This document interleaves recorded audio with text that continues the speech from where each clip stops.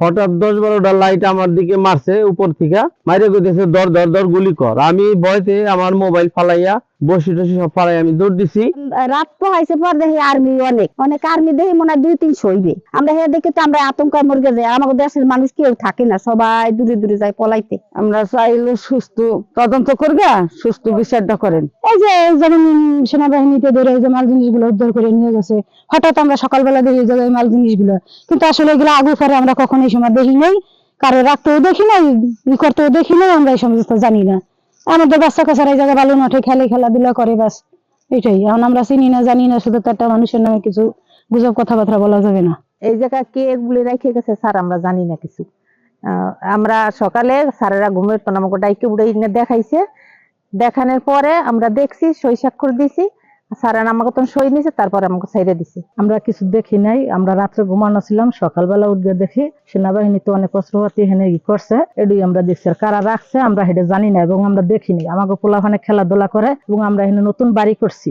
আমরা এখানে সকালবেলা দেখছি, রাত্রে কি ঘটনা ঘটছে আমরা জানি না, কারা থুইছে এবং কারা কি করছে আমরা এটা জানি না। সে কি বলতে পারি কি কারণে রাখছে, দেখে আমরা জানি কারা থুইছে, আমরা কি দেখছি। আমাকে পোলাপানে খেলাধুলা করে, হলে তো আমরা ডরের বেলা কইতাম যে এগুলো এত হরে না, আমাকে বাচ্চা বাচ্চার ক্ষতি হইবে।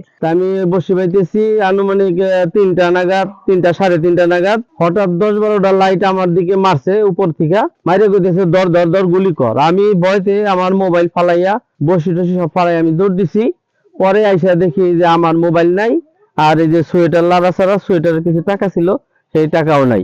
রাত পোহাইছে পর দেখি আর্মি অনেক অনেক আর্মি দেখি মনে হয় 2-3 হইবে। আমরা হে দেখি তো আমরা আতঙ্কে মরে যাই। আমাদের দেশের মানুষ কেউ থাকে না, সবাই দূরে দূরে যায় পলাইতে। এগুলা কে থুয়ে গেছে আমরা জানি না। যে বিকালে আমাকে পোলাপান খেলাইলে, সকালবেলা দেখি আমরা আর্মিতে আইয়া। 30 তারিখে একটা অনাকাঙ্ক্ষিত ভাবে একটা ঘটনা মস্তবর বাস স্ট্যান্ডে ঘটে। সেই ঘটনার সূত্রপাতে একটা সরকারবাদী একটা মামলা হয়, বিস্ফোরক আইনে একটা মামলা হয়।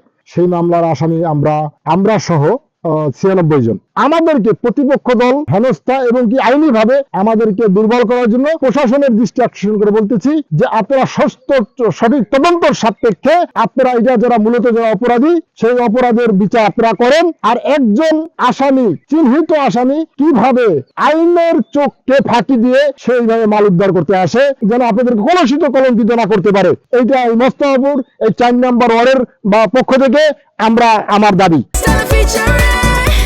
Next level, well done, side by side, free.